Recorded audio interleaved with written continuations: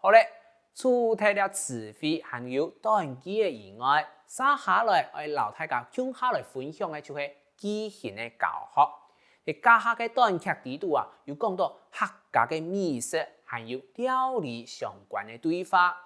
你唔係做嚟問大家講啊，來學到乜嘅咧？來問唔常識嘅東西，比如講菜包啊、米切木、板條，韓國人家問過後，我樣板型來回答咧。比如講，你就做得講，唔卡常識乜嘅，來聽下南西煙嘅講法。唔夠常識乜嘅，唔夠常識乜嘅。你比較想吃什麼呢？喺假使你好食菜包，你就做得講，我卡想食菜包，也係我卡想食豬籠板。來聽下南西煙嘅講法。我夠想食菜包，我夠想食菜包。我夠想食豬籠板，我夠想食豬籠板。意思啊，就是我比較想吃菜包。同樣嘅問題，唔卡想食乜嘅？來聽下南西煙嘅講法。唔夠想食乜嘅？唔夠想食乜嘅？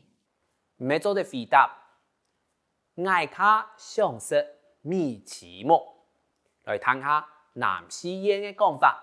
我夠想食米奇木，我夠想食米奇木。我比較想吃米苔目。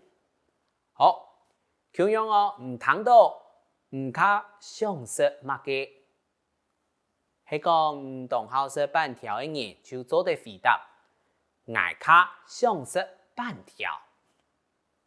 來聽下南西煙用排型講。我夠想食麵扒板，我夠想食麵扒板。也意思就是我比較想吃板條。真嘅講了咁多冇夠用嘅客家美食，我真嘅倆下都試都有嘅嗬。唔過咧，阿強同阿蘭妹2-3年食得板條過後，就去到超級市場咧。喺煮菜之前，天菜看一下，哪間店賣下便宜啊？不管係一般嘅傳統市場，也係超級市場，就做得尋到。你喺煮菜時間用到嘅東西，上下嘅還做得啱到便宜哦。向下聽聽佢兩聲，來看一下有哪道神奇嘅事情了。